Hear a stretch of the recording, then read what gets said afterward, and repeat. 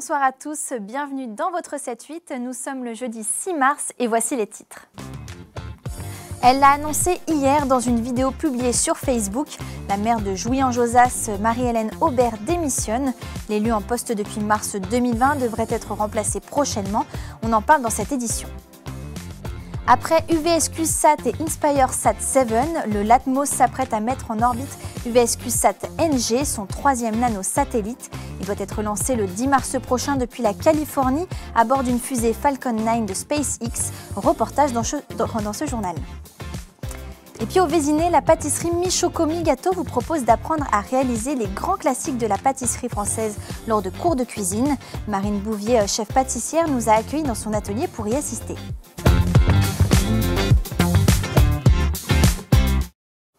Je vous le disais en titre, Marie-Hélène Aubert, maire de Jouy-en-Josas, a annoncé sa démission. Dans une vidéo publiée sur Facebook ce mercredi 5 mars, l'élu qui était en poste depuis mars 2020 indique avoir eu des problèmes de santé, l'obligeant à prendre du recul en janvier. On l'écoute justement à ce propos. La maire démissionnaire. Après ces quelques semaines de repos imposés, j'ai pu reprendre mes fonctions à la mi-février. Mais ma santé reste fragile.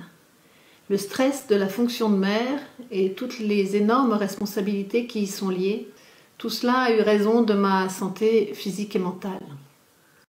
Alors même si elle n'est plus maire, Marie-Hélène Aubert siégera toujours au sein du conseil municipal de Jouy-en-Josas. Elle restera également vice-présidente de Versailles Grand Parc et conseillère départementale en charge de la coopération internationale de l'autonomie et de la santé.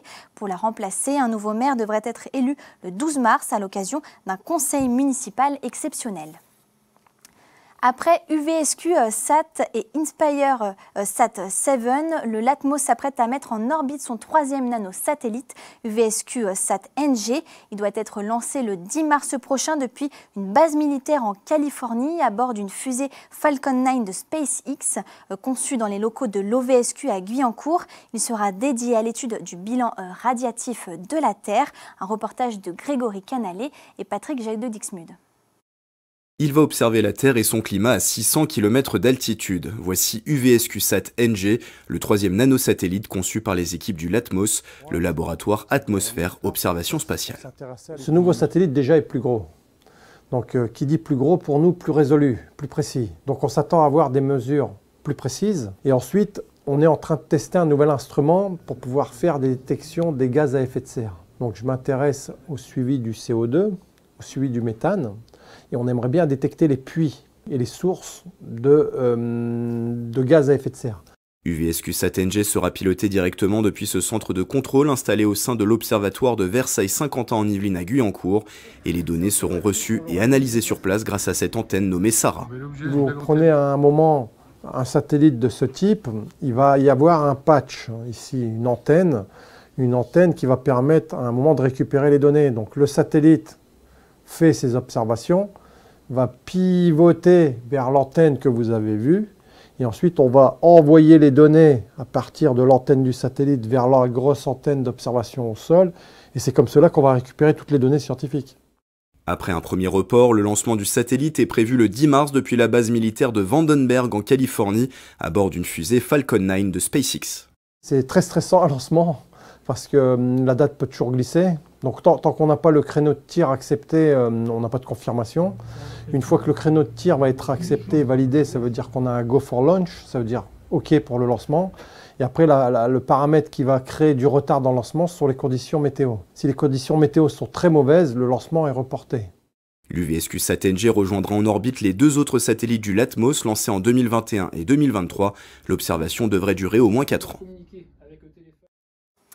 C'est le rendez-vous à ne pas manquer pour les amoureux du vintage. La mythique foire de Chatou est de retour sur l'île des impressionnistes à partir de demain jusqu'au 16 mars.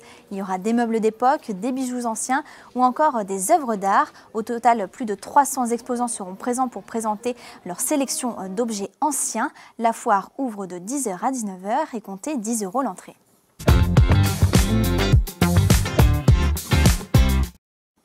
Et pour terminer ce journal, direction le Vésinet où la pâtisserie Michoco Mi-Gâteaux propose des cours de cuisine. La chef pâtissière Marine Bouvier y partage son savoir-faire pour que vous aussi vous puissiez reproduire les grands classiques de la pâtisserie française.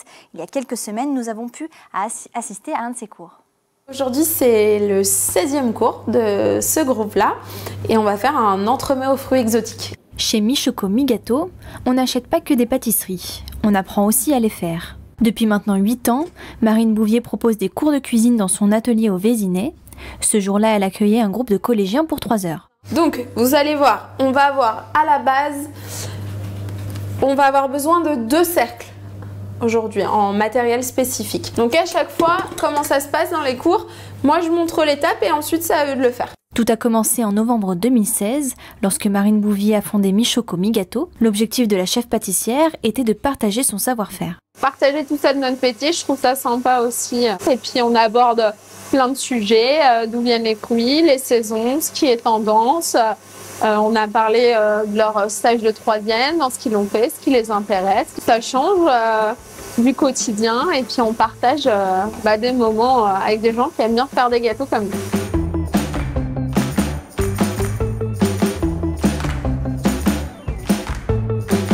Donc ça c'est quand les œufs ils sont montés au ruban. Parmi les 6 apprentis pâtissiers, il y a Amélie et Arsène.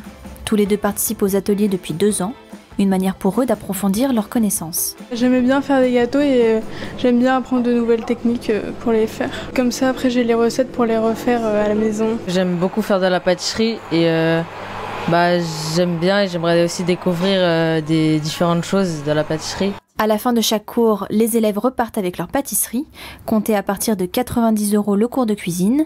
Pour s'inscrire, il suffit de se rendre sur le site de Michoco Mi-Gâteaux. Et si vous préférez acheter vos pâtisseries, la boutique est ouverte du mardi au samedi. Voilà, c'est la fin de ce journal. Merci de l'avoir suivi. Très belle soirée sur TV78.